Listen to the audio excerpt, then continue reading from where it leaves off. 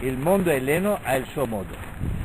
Il modo elleno è ognuno contro tutti gli altri.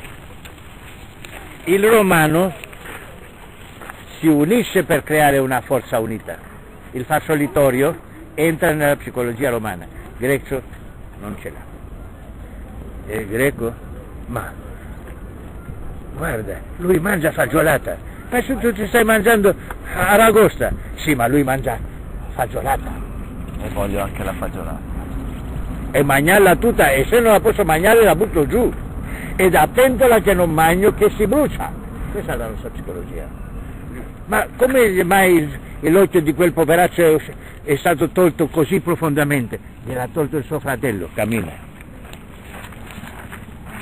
Allora, sotto questa condizione noi abbiamo una psicologia che non entra. Per questa ragione, nonostante il potere che ha avuto Atene, non poteva tenere. Nonostante il potere di Alessandro, non poteva tenere. Impero non possiamo creare. Hai capito? Mentre il romano può trasformare la sua aromi, la sua forza virile in forza intellettuale e in posizione imperiale. E come lo fa?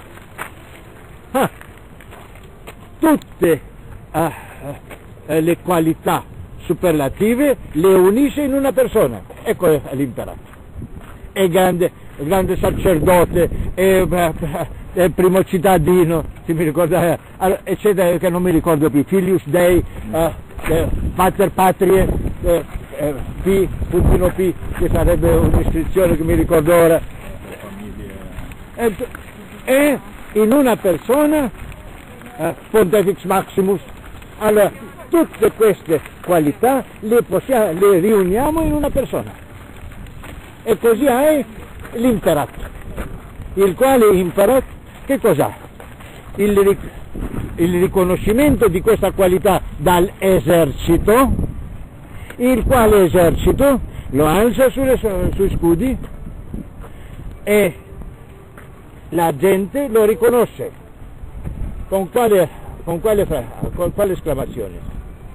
Precisa la sua identità. Qual è la sua identità? Sotto quale condizione uno può essere imperatore? Che lui è la legge. Lui è la legge. Se lui è la legge, allora è contestato o non è contestato? Non è contestato. E come puoi esclamare in latino che tu non sei contestato? Sei sempre cosa? Vincitore. Tu vinci. È molto semplice. Ciao amico. Eccolo qua. Oh poveraccio anche te. Sì, questo è segno che è stato curato dal comune qui. Sì, perché per le gare olimpiche li hanno raccolti tutti questi randaggi e li hanno curato e così gli hanno dato anche il loro... E li hanno lasciati liberi. E li hanno lasciati liberi. Cioè il diritto della libertà anche nei cani, perché dall'altro lato sarebbe se io li raccolgo e li metto in canile, così la gente avrebbe fatto la rivoluzione che noi offendiamo gli animali e così via, e così hanno fatto questa soluzione che è la via media. Si dia poveraccio, se lo vedi qui, ha visto della gente e così si è venuto anche lui per partecipare in questo comune. Allora, segno che è accettato e voluto.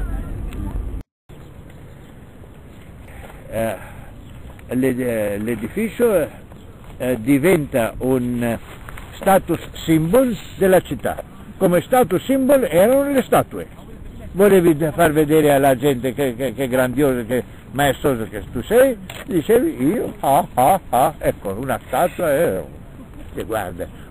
Ma per il chiunque noi è piccolo, per la città, una città maestosa come Atene, signora del mondo, ormai che lei comanda letteralmente e abbiamo Artaxerxe il quale firma accordo con gli ateniesi, sì signori, sì, oh grazie che mi date anche l'Egitto, allora quello che sarà il mezzo per dichiarare il suo potere, sono questi edifici. E quando è stato accusato Pericle per spreco del denaro della città, dice che io vi ho dato lavoro, figli di buona donna che siete, sulla Pnice, vi ho dato lavoro, vi ho dato i mezzi per imparare le arti, da imbecilli che siete. Non gli è dato esattamente così, perché lui teneva sempre gli equilibri, non si faceva mai un po' più grande, non si vestiva mai in grande,